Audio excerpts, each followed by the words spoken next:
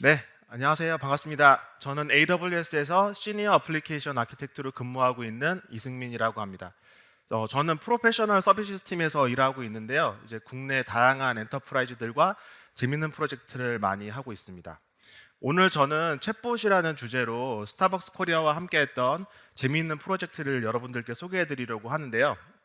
스타벅스 코리아는 이제 여러분들 잘 아시겠지만 국내에서 가장 유명하고 인기 있는 커피 브랜드 중에 하나입니다. 단순히 인기만 있는 게 아니라 여러분들 잘 아시는 사이렌 오더라든지 저희 이번 챗봇 프로젝트처럼 이제 기술적인 실험들을 많이 하는 굉장히 혁신적이고 사회적인 영향이 큰 그런 기업이기도 합니다. 그런 스타벅스 코리아가 어떻게 3개월이라는 짧은 시간 안에 생성형 AI를 활용해서 내부 직원용 챗봇을 만들게 되었는지 지금부터 그 이야기를 드려보도록 하겠습니다. 오늘 발표 순서는 다음과 같습니다. 먼저 제가 생성형 AI의 현재와 도전 과제들, 그리고 AWS에서 생성형 AI를 위해서 제공하는 여러 서비스들에 대해 말씀을 드릴 것이고요. 이어서 스타벅스의 이황기 팀장님을 모시고 스타벅스 코리아의 이번 프로젝트 경험담에 대해서 구체적으로 청해 듣도록 하겠습니다. 그리고 이어서는 저와 함께 프로젝트를 진행한 백준선 데이터 아키텍트님과 함께 저희가 만났던 여러 가지 기술 과제들, 그리고 저희가 찾은 해법들과 저희가 얻은 레슨들에 대해서 공유 드리도록 하겠습니다. 저희가 데모도 준비를 했고 재밌는 내용들로 많이 채워놨으니까 여러분들 많은 인사이트 얻어가시면 좋을 것 같습니다. 생성형 AI, 요즘 정말 너무너무 핫한 주제죠. 처음에 이제 챗봇의 형태로 우리에게 다가왔던 생성형 AI는 이제 텍스트 생성을 넘어서 이미지 생성, 동영상 생성, 그리고 이제 신약 개발에까지 활용되면서 정말 우리의 일상생활을 하루가 다르게 빨리빨리 바꿔나가고 있습니다. 그리고 이런 가능성에 대해서 빨리 눈을 뜬 이제 기업들에서 되게 긍정적인 성과들을 많이 만들어내면서 이제 다른 기업들도 생성형 AI 프로젝트를 준비하거나 이미 시작하고 계십니다. 그래서 그런 의미에서 저도 오늘 좀 한번 확인해 보고 싶은데요. 오늘 여기 오신 분들 중에서도 혹시 생성형 AI 프로젝트를 참여하고 계시거나 진행하고 계신 분 있으면 한번 손을 들어봐 주실 수 있나요? 네네. 네, 감사합니다. 생각보다 그렇게 많지는 않네요. 네. 진행하고 계시다면은 아마 많이들 느끼시겠지만 생성형 AI 프로젝트는 사실 쉽지가 않습니다. 저희 역시 마찬가지였고요. 그 이유에 대해서 조금 더 알아보도록 하겠습니다. 한 가지 다행인 것은 생성형 AI 프로젝트로 고민하는 것은 우리뿐만이 아니라는 점이에요. 이 기사는 작년 말에 나온 하버드 비즈니스 리뷰 기사인데요. 생성형 AI를 포함해서 대부분의 AI 프로젝트는 사실 실패를 겪는다고 합니다. 그리고 실패하는 주된 이유로는 처음부터 너무 과도한 기대치를 가졌다든지 또는 비즈니스적인 가치를 창출하는 데 실패했다든지, 그리고 요즘에 많이 공감을 하실 텐데 전문 인력을 채용하는 게 굉장히 어렵기 때문이라고 합니다. 이 문제들에 대해서 조금 더 자세하게 들어가 보면은 생성형 AI 프로젝트가 풀어야 될 문제는 크게 신뢰와 기술 그리고 윤리, 이 세 가지 문제로 정리가 됩니다. 이제 환각 또는 이제 할루시네이션이라고 하는 문제는 사실 지금도 많은 회사들에서 고민하고 있는 문제이기도 하고요. 그리고 이제 사용자 경험에 큰 영향을 주는 응답 속도, 이런 문제도 사실 제대로 개선하려고 마음을 먹으면 정말 풀기가 쉽지 않은 간단한 문제가 아닙니다. 그리고 이제 만약에 저희가 직접 생성 AI를 관리하기 위해서 모델을 만들겠다라고 결심을 하셨다면은 이제 고성능 그래픽 카드를 구입을 하셔야 되고 그거를 운영해야 되는 부담을 지셔야 됩니다. 거기다가 이제 그런 좋은 방법론들을 잘 실행하기 위해서는 전문 인력을 확보해야 되는데 요즘 특히 그 문제가 굉장히 많은 회사에서 어려움을 겪는 분야이기도 하고요. 여기서 문제가 끝이 아니고 이제 학습 데이터에 대한 저작권 문제가 제기되는 경우도 있고요. 그리고 최근에 EU에서는 이제 AI 규제법이라는 거를 통과시켜서 이런 법적, 윤리적 문제도 함께 고민을 해봐야 됩니다. AWS에서는 사실 오래전부터 이런 문제들에 대해서 고객분들께 도움을 드리기 위해서 여러 가지 서비스들을 준비해 놓고 있었습니다. 2024년 현재 시점에서 생성형 AI 프로젝트에 사용할 수 있는 제품군은 지금 보여드리는 것과 같고요. 물론 이게 다는 아닙니다.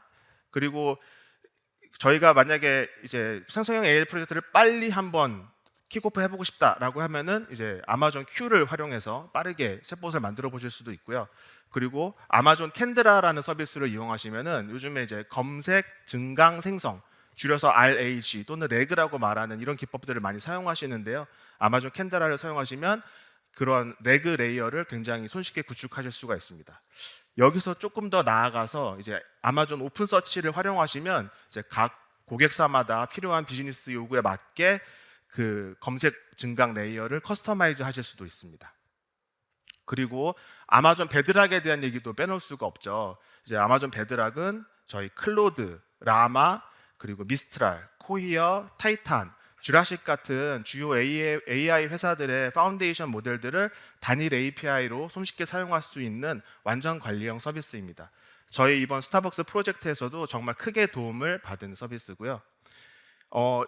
저희는 이 제공되는 서비스 중에서 이렇게 서비스들을 조합을 해서 사용을 했고, 그 조합으로 3개월이라는 비교적 짧은 시간 안에 운영 환경에서 사용할 수 있는 챗봇을 만들 수 있었습니다.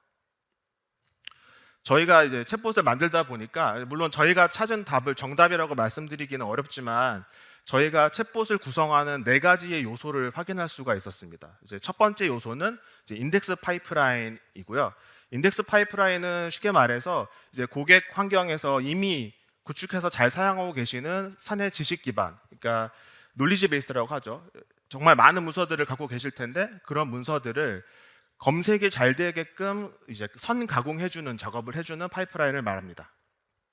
결국 챗봇이 환각 없이 정확한 답변을 드리려면은 이 검색 레이어가 잘 만들어져야 되는데요. 이 인덱스 파이프라인, 이 인덱스 파이프라인을 사용하시면 그것을 잘 만드실 수가 있습니다. 그리고 인덱스가 그렇게 해서 만들어지게 되면은 그 다음에 이제 검색을 해야 되겠죠. 검색을 통해서 검색 결과를 가지고 그것을 프롬프트에 주입해서 이제 LLM에 그 파운데이션 모델에 전달하는 이제 검색 증강 레이어가 필요하고요. 그리고 그 다음으로는 저는 개인적으로 이게 가장 저는 저희 프로젝트에서 결정적이었다고 생각을 하는 게 이제 평가 파이프라인입니다.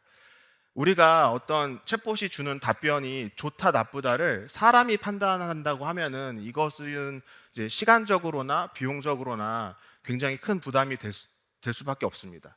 그래서 이 평가 파이프라인을 만들어서 저희가 객관적이고 일관적인 수치를 확보해서 그걸 기반으로 의사결정을 하는 것이 매우 중요했습니다. 그 다음으로는 이제 너무 당연하게도 이제 평가 파이프까지 다 준비가 됐다고 하면 실제 사용자가 사용할 이제 챗봇 어플리케이션이 있어야겠죠. 이제 챗봇 어플리케이션도 저희가 함께 만들었고요. 그 챗봇 어플리케이션에 대해서도 조금 뒤에 자세하게 말씀드리도록 하겠습니다. 이제 각 구성 요소에 대해서 조금 더 자세하게 살펴볼 텐데요. 이제 인덱스 파이프라인에 대한 말씀을 좀 드려보겠습니다. 인덱스 파이프라인 아까 잠깐 말씀드렸는데 이제 이미 구축되어 있는 사내 지식 기반을 좀 더 잘 검색하기 위해서 사용하는 파이프라인이다라고 말씀을 드렸었어요. 그러니까 사내에 있는 많은 문서들이 이제 인덱스가 빨리 생성이 돼야 되니까 저희는 어떤 서비스를 이용했냐면은 이제 AWS 스텝 펑션과 람다를 활용해서 병렬적으로 수십 개의 람다를 띄워서 그 람다가 각 문서들을 이제 인덱스하기 좋은 형태로 가공하는 작업을 수행했습니다. 여기서 말하는 가공이라는 거는 이제 원본 문서는 뭐 PDF나 워드 문서 이런 형태로 존재할 텐데 그게 검색이 잘 되게 하려면 일단 텍스트를 추출을 해야 될 거고요. 거기에 검색이 잘 되게 하기 위해서 여러 가지 메타데이터가 주입돼야 될 겁니다.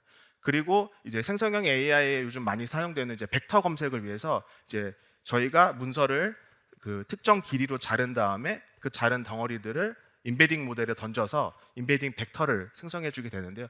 이런 일련의 작업들을 이 람다 함수가 진행하게 되고 이런 데이터들이 다 모이게 되면 그거를 이제 아마존 오픈 서치라는 검색 엔진에 저장을 해서 나중에 검색에 활용하게 됩니다. 그렇게 해서 이제 인덱스가 다 준비가 되면은 실제로 사용자의 질의를 받아야겠죠. 이제 사용자의 질의를 가지고 인덱스에서 정확도 높은 문서들을 검색해오는 검색 레이어를 만들면 됩니다. 저는 이 검색 레이어를 이제 경험해 보면서 이 과정이 굉장히 오픈북 테스트와 비슷하다라는 느낌을 많이 받았는데요. 무슨 말씀이냐면 이제 우리가 사용하는 파운데이션 모델들은 굉장히 많은 데이터를 가지고 학습이 됐기 때문에 저희가 그 질문의 범위를 특정해주지 않으면 되게 환각을 일으키기 쉬운 구조거든요. 근데 이렇게 저희가 검색 결과를 가지고 함께 질문을 하면은 이 파운데이션 모델이 질문에 좀 더 집중해서 답변을 해주기 때문에 환각이 줄어든다는 것을 저희가 체감적으로도 또 실험 결과로도 확인할 수가 있었습니다. 이제 검색 쪽이 어느 정도 완성이 되면은 이제 그 다음부터는 이제 프롬프트 엔지니어링에 집중을 해야 되는데요. 이제 프롬프트 엔지니어링은 검색 증강 기법, 그러니까 RAG와 더불어서 이제 고성능 그래픽 카드를 사용하지 않고도 굉장히 정확한 답변을 만들 수 있는 가성비 좋은 방법입니다. 그리고 프롬프트 엔지니어링을 잘 이용하면 챗봇의 답변을, LLM의 답변을 XML이나 JSON 같은 특정 형식으로 받아볼 수도 있고요. 그리고 하나의 프롬프트에서 나온 아웃풋을 다음 프롬프트의 인풋으로 넣어주는 이제 프롬프트 체이닝 기법을 사용하면은 이제 예를 들어서 이제 사용자의 권한에 따라서 그 검색 대상의 문서 범위가 달라져야 되는 경우도 있을 수 있거든요. 이제 이런 문제를 푸는데 프롬프트 체이닝 기법을 사용할 수도 있습니다. 그리고 이어서 필요한 게 이제 평가 파이프라인인데요. 제가 아까도 말씀드렸지만 가장 결정적이었다고 제가 생각을 하는데, 지금 보여드리는 이 화면은 사실 저희가 실제 수행한 실험 결과는 아니고요. 저희가 실험을 어떻게 설계하고 진행했는지를 보여드리기 위해서 이제 가상으로 한번 만들어 본 겁니다.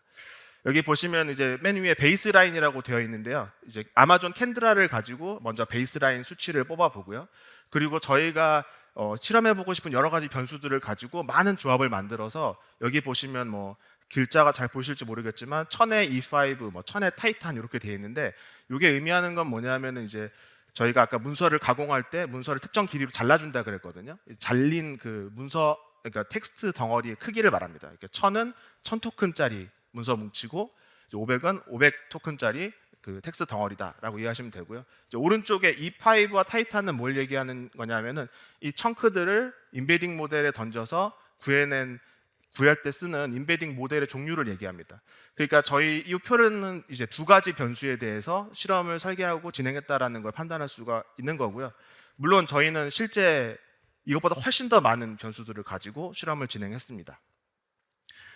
그래서 예를 들면 이제 검색 엔진이 돌려주는 답변의 개수, 이제 흔히들 K 값이라고 하는데, 이제 K 값의 개수라든지, 또는 이제 렉시컬, 이제 이 기존의 키워드 기반 검색인 렉시컬 검색과 저희가 인베딩 벡터로 검색하는 벡터 기반 검색 결과를 취합해가지고 요 비율을 어떻게 섞느냐, 이걸 6대4로 하느냐, 뭐 5대5로 하느냐, 이런 것도 이제 변수로 집어넣어서 검색을 해봤고요. 그리고 이제 유의어, 사전을 쓰냐 안 쓰냐, 이렇게 다양한 변수들을 놓고 이런 식으로 표를 작성해가지고 각 조합의 성과를 측정해 본 다음에 가장 성과가 좋은 조합을 운영 환경에 적용을 했습니다.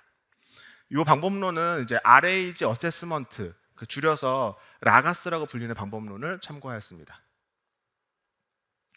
그리고 이렇게 평가 파이프라인으로 지속적으로 저희가 실험을 하면서 이제 검색의 품질을 계속 높여가는 동시에 저희는 실제 사용자가 사용할 챗봇 어플리케이션의 작성도 진행하였습니다. 그래서 저희는 이제 리액트 JS로 프론트엔드를 만들고 파이썬 패스트 API로 백엔드를 만들었는데요. 이렇게 의사결정을 한 이유는 이제 저희가 이제 내부 직원용 챗봇이다 보니까 사내 인증 시스템과 연동을 해야 됐는데요. 사내 인증 시스템과 연동을 하기 위해서 커스텀 자바스크립트 작업이 좀 많이 필요했습니다. 그거에 하기 용이한 것이 이제 자바스크립트 기반이었어야 됐고, 그 중에서도 가장 인기가 많은 리액트 JS를 채택했고, 이제 패스트 API 역시 파이썬 기반으로 우리가 랭체인이라든지 실제 베드락 콜 같은 걸 많이 하기 때문에 파이썬 기반 라이브러리 중에서 패스트 API를 선택했습니다. 그리고 이제 스타벅스 고객사는 이미 쿠버네티스에 대한 그 숙련도가 굉장히 높은 상황이셨어요. 그래서 이제 저희가 이렇게 만든 챗봇 어플리케이션을 이제 아마존 EKS 위에 올려서 서빙을 하였고요. 이제 컨테이너 기반이다 보니까 굉장히 빠르게 확장이 가능해서 저희가 피크 타임에 질문이 많이 들어오더라도 EKS로 충분히 소화를 할 수 있었습니다. 그리고 끝으로 이제 챗봇에서 오고 간 많은 대화들과 또 관리자 기능들, 이런 것들을 제공하기 위해서 저희가 데이터베이스가 필요했는데요. 데이터베이스 같은 경우는 키밸류 기반으로 속도가 아주 빠르고 또 사용한 만큼만 과금이 되는 다이너모DB를 채택했습니다. 자, 그러면 지금부터는 스타벅스 코리아의 이환기 팀장님을 모시고 이제 실제 챗봇 사이렌 포탈을 만드는 과정에서 겪으신 경험담을 청해 듣도록 하겠습니다. 네, 감사합니다. 안녕하세요. 저는 스타벅스 코리아에서 데이터 사이언스 팀장과 기술 전략 팀장을 겸직하고 있는 이환기라고 합니다. 저는 오늘 스타벅스의 디지털 혁신 여정에 대해서 말씀드리려고 하는데요. 그 중에서도 오늘 계속 나오고 있는 젠 AI와 관련된 저희의 인공지능 챗봇에 대해서 조금 중점적으로 설명을 드리도록 하겠습니다. 스타벅스가 뭐 하는 회사인지 제가 여기 굳이 설명하지 않아도 너무나 저희 회사를 많이 사랑해주고 계셔서요. 저는 짧게 정량적인 숫자 3가지로 저희를 설명드리고자 합니다. 먼저 저희는 멤버십 1200만 회원을 가지고 있고요. 사실 요새 이커머스 막 2000, 3000만 되는 회원들 가지시는 회사들이 많아서 큰 숫자라고 말씀드릴 수는 없지만 사실 저희는 그 중에서 월간 활성 이용자가 700만 명에 해당하는 굉장히 좋은 로열티를 갖고 있다라고 말씀드릴 수 있을 것 같습니다. 그리고 하루 거래량이 저희는 90만 건 정도 되는데요. 아시겠지만 저희가 음료와 푸드 그리고 MD 이 3가지 카테고리만 주력하고 있는 걸로 봤을 때 이 100만에 가까운 숫자가 얼마나 많은 분들의 커피 사랑을 대변하는지 알 수 있는 대목이라고 할 수 있습니다. 고객님의 사랑에 힘입어 저희 디지털 주원이는 고객에게 맞춰져 있습니다. 첫 번째는 어느 회사나 마찬가지지만 멤버십을 먼저 시작을 했고요. 그래서 저희 지금까지도 너무나 많이 사랑을 받고 있는 이프리퀀시 시스템이 2013년도에 오픈을 하였습니다. 그리고 거기에 뒤이어서 이제 주문 쪽으로 넘어가게 되고요. 주문에서는 콜 마이 네임과 사인 앤 오더를 먼저 진행을 했는데요. 이때 이제 여러분들 뭐 옥황상제, 뭐 선덕여왕 재미있는 닉네임이 많이 탄생을 하게 되었고요. 그 뒤로는 픽업에 관련된 부분들을 조금 더 고도화하고자 하였습니다. 그래서 마이 DT 패스라든지 아니면 이커머스, 딜리버스 같은 시스템을 오픈하면서 고객님들이 좀 더 편리하게 스타벅스를 이용하실 수 있도록 준비를 하였습니다. 현재는 이제 AI를 기반으로 한 여러 가지 시도를 하고 매장에 적용해 보고 있는데요. 아직 대고객 영역보다는 내부에서 쓰는 용도로 많이 준비를 하고 있고요. 저 끝에 있는 이제 사이렌 포탈이라고 하는 시스템이 오늘 좀 주력으로 많이 설명드리려고 하는 내용입니다. 저희 젠 AI 말고도 저희가 하고 있는 AI 과제들이 여러 가지 있는데요. 한 2가지 정도를 짧게 말씀드리자면은 더 서드 아이라고 하는 시스템입니다. 저희 매장에 이제 오셨을 때 저희 AI 비전 기반의 인공지능이 컨디먼트 바를 계속 모니터링하고 있다가 여기 어떤 인계치 이상에 좀 치워야 되는 상황이 됐을 때 1층에 있는 바로 알람을 줘서 저희 이제 파트너들이 가서 이 부분을 처리할 수 있게 하거나 아니면은 2층에 지금 고객이 너무 많이 붐벼가지고 혼잡도가 높은 상황일 때 고객님을 3층으로 안내하거나 하는 등의 활용을 하기 위해서 AI 비전 기술을 활용해서 이 시스템을 만들고 매장에 적용하면서 가능성을 확인하고 있습니다. 그 다음에 디맨드 포캐스팅에 관련된 이야기인데요. 유통에서 디맨드 포캐스팅은 너무 좀 식상하다라고 하실 수 있겠지만 저희는 조금 상황이 다릅니다. 저희는 매달 거의 그 새로운 프로모션 음료들이 출시를 하고 있고요.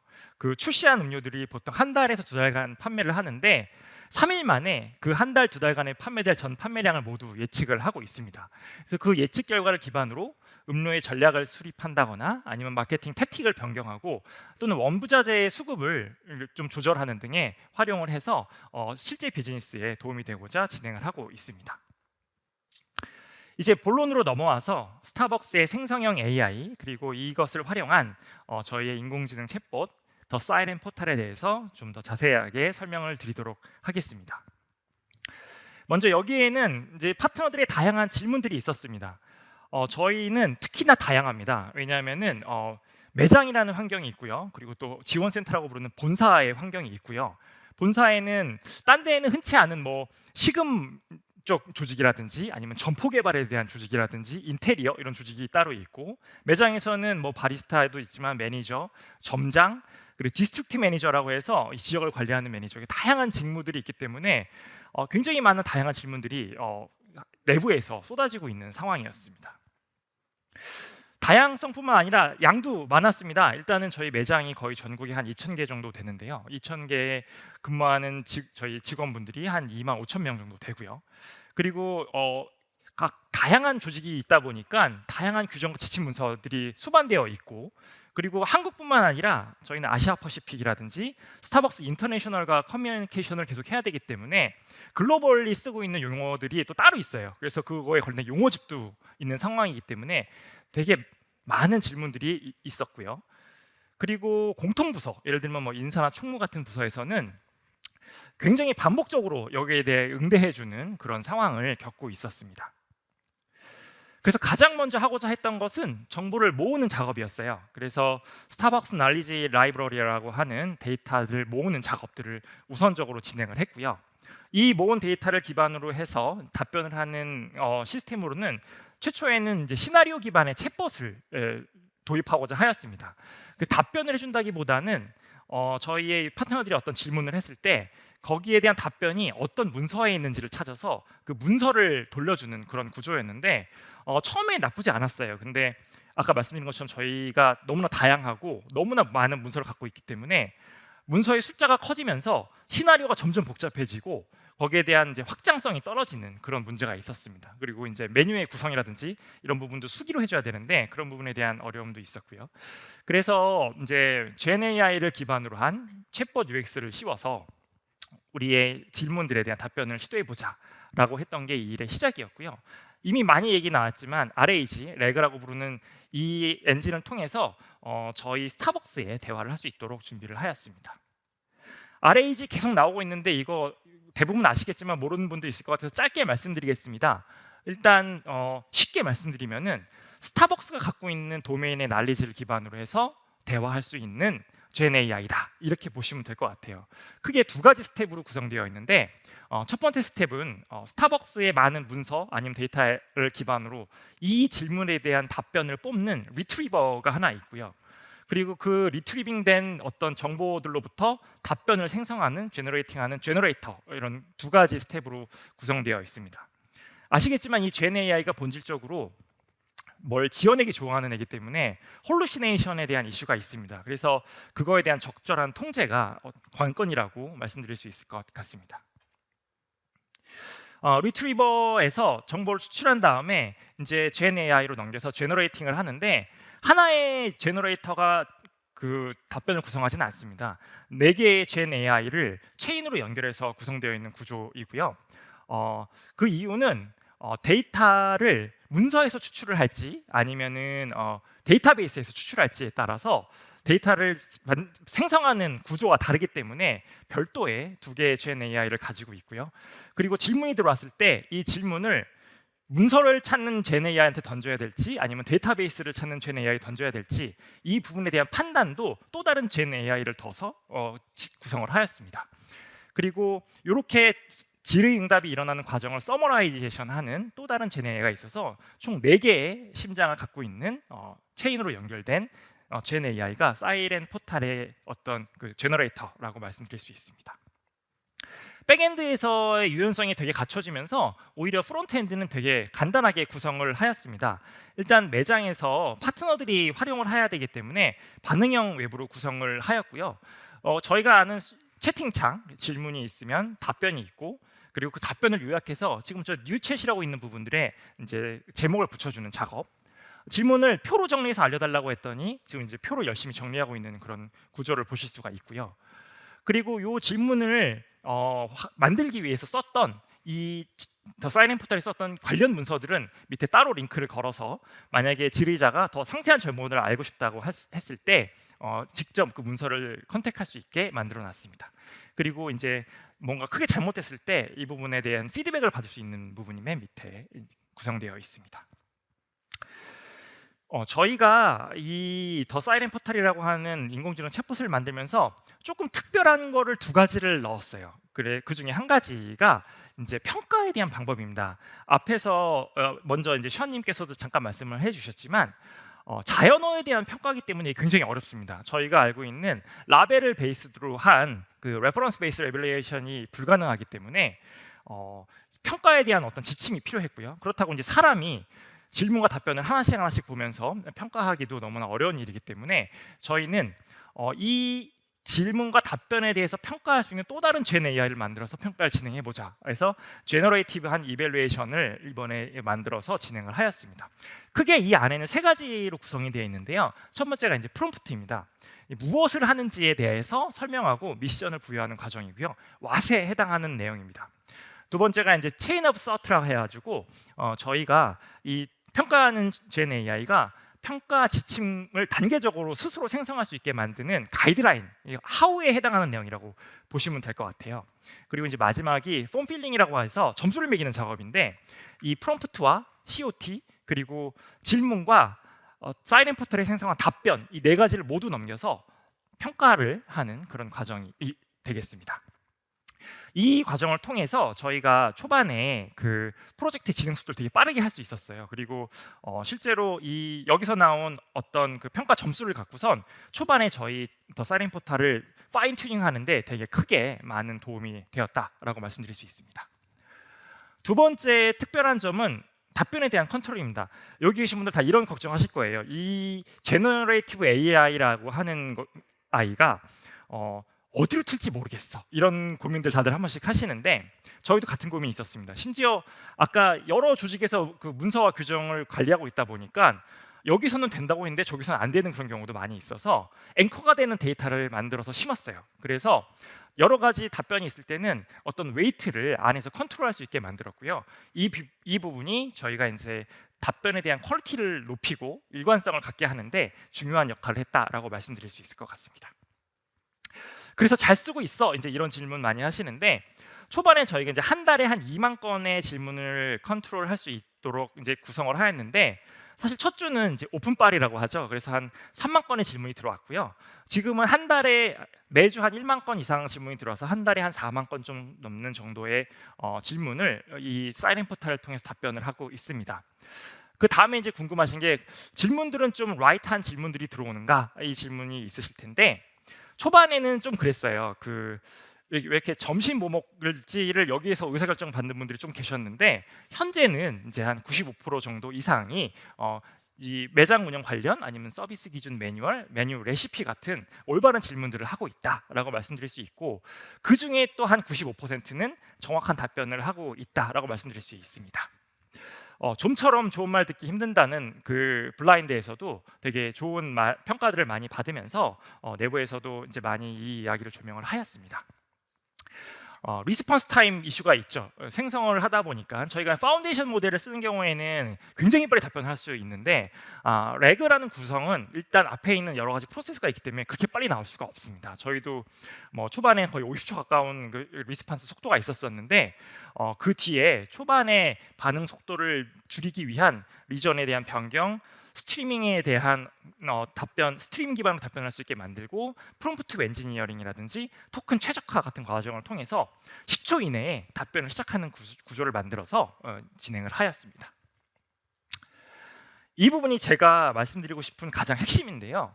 저희가 처음 이 작업을 시작할 때는 이 인풋 데이터로 들어갈 문서들, 아까 250여 개의 문서들을 인풋으로 넣었는데 여기에 대한 정제가 필요했습니다. 그때는 이제 각 부서들이 열심히 해주시긴 했지만 쉽지 않았었어요. 왜냐하면 본인들의 일도 있고. 하지만 이제 이 시스템이 오픈하면서 인사는 인사, 총무는 총무에 관련된 질문들을 사이렌 포털에 날려보기 시작하는 거죠. 그러다가 답변이 이걸 못하는구나 하면서 왜 못하지? 하고 우리의 문서를 다시 열어서 보면서 이렇게 돼 있으니까 못하네 하면서 갑자기 셀프 문서 업데이트의 상황이 발생을 했습니다. 이게 되게 재밌는 건데요. 정보의 제공 방식이 바뀌니까 정보의 생산자들이 생산하는 방식을 바꾸더라라는 거죠. 그래서 현재 저희 이제 신입사원이 들어오거나 할 때 나눠주는 원래 어떤 뭐 문서집 이런 것들이 있었는데, 그 부분이 이제 링크 하나로 많이 대표될 수 있도록 바꾸고 가고 있습니다. 문화를 바꾸었다라는 게 어떻게 보면은 오늘 말하고자 하는 핵심이 될 것 같습니다. 이 뒤에 이어서 백준선님께서 좀 더 자세한 내용에 대해서 마저 설명을 드리도록 하겠습니다. 감사합니다. 네, 안녕하세요. 저는 AWS에서 데이터 아키텍트로 근무 중인 백준선입니다. 저도 앞에서 그 션님과 동일하게 프로페셔널 서비스 팀에서 근무하고 있고요. 데이터와 관련된 고객사들의 문제를 함께 해결하는 작업을 수행하고 있습니다. 그러면 이어서 사이렌 포털 프로젝트의 실제 내부 구현체에 대해서 좀 자세히 알아보도록 하겠습니다. 네, 먼저 저희 그 사이렌 포털을 위한 스타벅스 팀이 초반에 굉장히 많은 논의를 했었어요. 저희가 어떤 챗봇을 만들어야 될지 고민이 많았는데요. 그 중에 저희가 챗봇 구현의 가장 중요한 4가지 포인트를 결정하고 이 포인트를 기준으로 이제 설계를 수행했습니다. 첫 번째로 저희 챗봇은 그 사용자가 불편하지 않을 정도의 응답 성능이 필요했습니다. 유저에게 주어진 시간은 10초. 저희가 10초 안에 챗봇이 답변을 해야 되는 그런 요구사항을 결정했고요. 그리고 두 번째로는 인덱싱 파이프라인에 대한 부분이었습니다. 문서가 누락되거나 혹은 중복된 문서가 발생해서 챗봇이 잘못된 답변을 하게 될 경우에 엄청난 뭔가 오류 사항이 발생할 수 있다라는 그런 점에서였습니다. 그리고 세 번째로는 너무나 당연한 부분인데요. 스타벅스가 가지고 있는 도메인 지식을 기반으로 한 이 레그 구조를 저희가 구축해야 했습니다. 글로벌 회사인 스타벅스의 특징상 영어의 단어들로 축약된 그 영어 단어 축약어, 그리고 스타벅스 안에서만 쓰는 그런 단어의 의미적인 표현이 굉장히 많았습니다. 그래서 그런 표현들을 그 챗봇의 답변에 잘 녹여야 됐고, 그 의미를 기반으로 챗봇이 답변을 했어야 되는 그런 상황이었습니다. 그리고 마지막으로는 챗봇의 답변을 저희가 제어할 수 있어야 됐습니다. 챗봇이 앞에서 설명드렸던 hallucination, 즉 거짓말을 하는 상황이 이제 종종 발생할 수 있는데요. 이 발생하는 이런 거짓말, hallucination 상황을 저희가 어떤 방법을 통해서라도 제어하고 지속적인 운영을 통해서 뭔가 실제 서비스를 만들어 가야 되는 그런 상황이었습니다. 그래서 저희가 이 응답 성능을 위해서 처음에 가장 많은 고민을 했던 부분은 기반 설계를 어떻게 가져갈 거냐에 대한 영역이었습니다. 이 왼편에 보이는 방식이 그 체인 방식이고요. 오른편에 보이는 방식이 에이전트 방식인데요. 이 두 가지 방식은 저희가 GenAI를 구성해서 어플리케이션을 개발할 때 저희가 초반에 맞닥뜨리는 가장 중요한 설계 어떤 방식들입니다.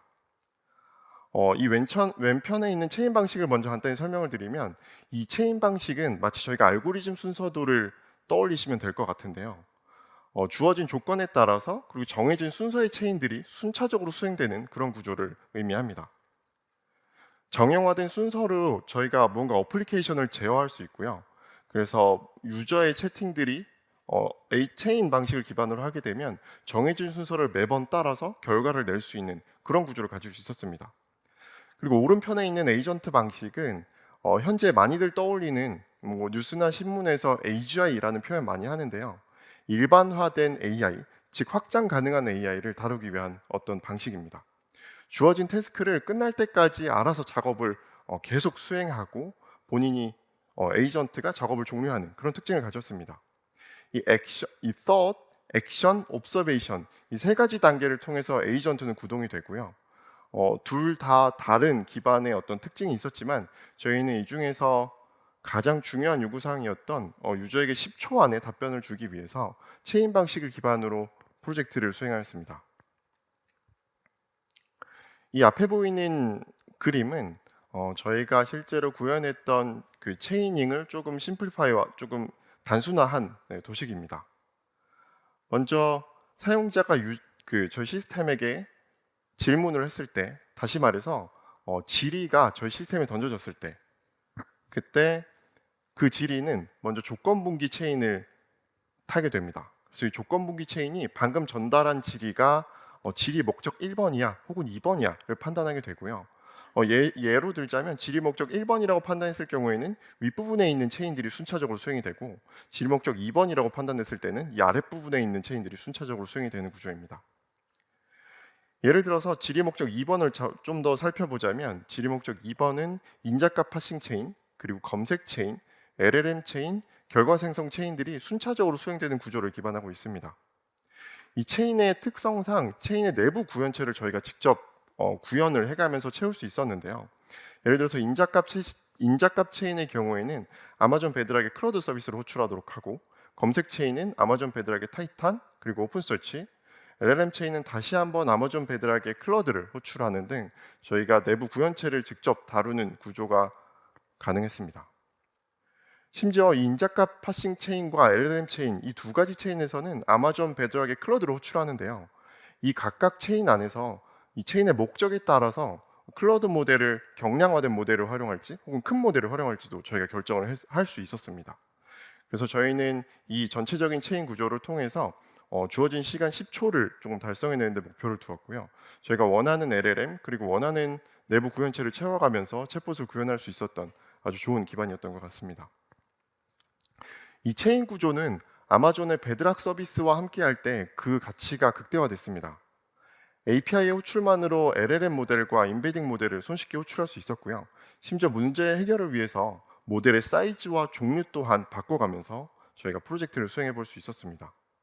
그래서 문제가 풀릴 때까지 반복적인 실험을 통해서 이렇게 중간에 안에 있는 모델을 변경하고 파라미터 값들을 변경하면서 반복적인 실험과 평가를 수행할 수 있었던 부분이 저희 아마존 베드락 서비스와 함께 개발을 했기 때문이라고 생각이 듭니다.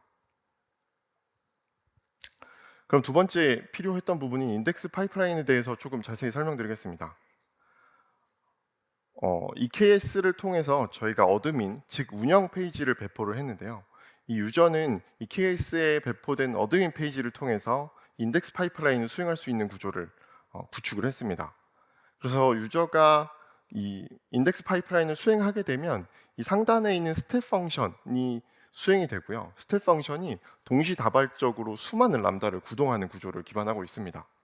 실제 문서의 추출, 처리, 인덱스 작업은 이 람다 안에 구현이 되어 있는데요. 그래서 이 저희가 스텝 펑션과 람다를 통해서 인덱스 파이프라인을 구축함으로 인해서 동시성과 가시성을 확보한 어떤 파이프라인 구조를 운영할 수 있지 않았나 하는 생각이 듭니다. 인덱스 파이프라인을 예시와 함께 조금 자세히 알아보겠습니다. 저희가 인사정보 휴가 관련 지침문서라는 문서를 인덱스한다라는 예시를 들게 되면 이 문서는 그 다음에 청킹 단계에서 여러 가지 조각의 청크들로 나누어집니다. 상단에 보이는 청크는 텍스트 기반의 텍스트가 적혀져 있는 청크이고요. 아래에 있는 청크는 표를 표현한 청크입니다. 그래서 이 청크들이 그 다음 단계인 텍스트 애널라이징 단계를 통해서 실제로 검색이 가능한 구조로 다시 한번 이렇게 파싱이 되는데요. 먼저 이 텍스트 기반의 그 청크는 렉시컬 검색, 즉 단어의 검색이 가능한 요 텀이라고 써져 있는 단어들의 묶음으로 변환이 되고요. 그리고 인베딩 검색이 가능한 이 시멘틱 검색이 가능한 인베딩의 모양으로도 변환이 됩니다. 그래서 단어들과 인베딩이 한데 합쳐져서 오픈 서치 인덱스를 하는 구조, 인덱싱을 하는 구조를 저희가 인덱스 파이프라인으로 구현을 해냈습니다. 그리고 한 가지 더 말씀드리고 싶은 부분이 있는데요. 이 청킹의 표 부분을 봐주시면 저희가 회사의 데이터를 다루는 특징상 표에는 굉장히 많은 데이터가 함축적으로 들어가 있습니다. 그리고 심지어 이 표는 작성자마다 정말 가지각색으로 다르게 작성을 하는 특징을 가지고 있었습니다. 그래서 이 표를 저희가 어떻게 하면 정형화된 데이터로 바꿔내고 검색이 가능하게 만들어내는지도 정말 중요한 부분이었습니다. 잘 보시면 이 표에 머지된 셀을 저희가 각각 풀어내고 심지어 아주 긴 표를 처리하기 위해서는 긴 표를 처리할 수 있는 어떤 타이틀과 각 표의 로우에 해당하는 데이터를 매핑하는 작업들을 통해서 실제 검색이 가능한 구조로 저희가 만들어냈고요. 그래서 이런 모든 데이터를 검색의 인덱싱 작업을 통해서 이 다음에 레그 구조를 구현해낼 수 있었습니다. 이제 신뢰도 있고 잘 인덱싱된 검색이 있다라고 가정을 하면 저희가 이걸 활용해서 챗봇의 결과를 만들어낼 수 있는데요. 아마존 EKS에서 배포된 챗봇을 통해서 유저는 여러 가지 질문들을 수행할 수 있는 구조를 개발이 되었습니다. EKS로 전달된 질의는 다이나모DB를 통해서 어떤 채팅 히스토리가 관리가 되고요. 그리고 여러 가지 컨피그들을 통해서 이제 챗봇의 기능이 수행이 되게 됩니다. 뒷단에 있는 아마존 베드락 타이탄 그리고 오픈 서치를 통해서 LLM이 활용할 수 있는 컨텍스트 정보가 만들어지고 컨텍스트 정보가 저희 아마존 베드락 클러드에게 던져지면서 최종 답변을 만들어내는 그런 구조로 개발이 되었습니다. 이 부분도 예시와 함께 알아보자면 출산 예정인데 관련한 휴가를 알려줘 라는 질의가 던져졌을 때 오픈 서치에 해당 검색 결과가 들어가게 되고요. 우측의 하이브리드 서치 영역에 있는 윗부분에 그 렉시컬 검색을 위한 단어들 그리고 인베딩 영역 이 두 가지 정보들을 혹은 더 많은 정보들을 통해서 저희가 검색을 수행하게 됩니다. 그래서 렉시컬과 인베딩의 검색은 그 유사도를 측정하는 계산 방식과 그 범위가 달라서 그거를 저희가 잘 맞추는 작업을 반복 실험과 평가를 통해서 수행을 해냈고요. 최종적으로 꼭 필요한 컨텍스트를 잘 만들어내서 LLM에게 할루시네이션이 적은 그런 컨텍스트를 전달해내는 게 사실 가장 중요한 부분이었습니다. 저희가 이 프로젝트에서 정말 많은 걸 배웠는데요. 첫 번째로 LLM과 검색을 기반한 챗봇의 특징상 정말 수많은 파라미터들을 결정했어야 됐습니다. 그래서 프로젝트의 초반부터 마지막 스프린트까지 파라미터를 결정하는 실험과 평가의 연속이었다는 점이 가장 특징이었습니다. 그리고 저희가 LLM을 떠올리면 흔히들 자비스라는 어떤 정말 엄청난 걸 떠올리는데요. 이렇게 특정 문서를 기반으로 한 챗봇의 경우에는 LLM이 자기 자신의 생각을 답변하는 게 그리 좋지 않았습니다. 그래서 LLM이 자기가 생각하고 있는 걸 최대한 억누르고 저희가 전달한 검색 데이터를 기반으로 답변을 할 수 있는 유저와 검색 데이터 사이의 인터페이스 역할을 굉장히 중요하게 활용하였습니다. 그리고 스타벅스와 같이 회사에서 쓰이는 특정 단어들, 특정 표현들이 아주 많은 경우에는 저희가 시장에서 그 인베딩을 기반으로 한 스메틱 검색을 굉장히 많이 활용하는데 저희는 사실 단어 검색이 굉장히 중요하게 작용했던 것 같습니다. 그래서 단어 검색과 의미 기반의 시멘틱 검색을 적절하게 잘 섞어서 쓰는 것이 이 프로젝트의 키였습니다. 그리고 마지막은 운영인데요. 저희가 챗봇을 어쨌든 지속적으로 제어를 했어야 됐습니다. 블라인드에서 나오는 불평 사항도 들어야 됐고 그걸 어떻게 해서든 패치를 해나가야 됐는데요. 챗봇을 제어하기가 사실 굉장히 어렵습니다. 하지만 저희는 그 검색 결과를 제어함으로 인해서 그 검색에서 나온 컨텍스트를 제어하는 그런 목적으로 개발을 했고요. 그래서 컨텍스트가 제어됨에 따라서 최종 단계인 그 챗봇의 최종 결과물까지 제어되는 그런 운영 로직을 저희가 그 설계를 했고 개발을 해냈습니다. 그래서 운영이 정말 중요하게 저희가 실제 하나의 큰 서비스를 지속적으로 운영하는 것처럼 챗봇의 운영이 필요하다라는 점도 배웠습니다. 이런 수많은 시도들을 통해서 스타벅스와 좋은 사례를 만들어내서 굉장히 값진 시간이었습니다. 저희가 준비한 세션 여기까지고요. 그러면 끝까지 경청해 주셔서 감사합니다.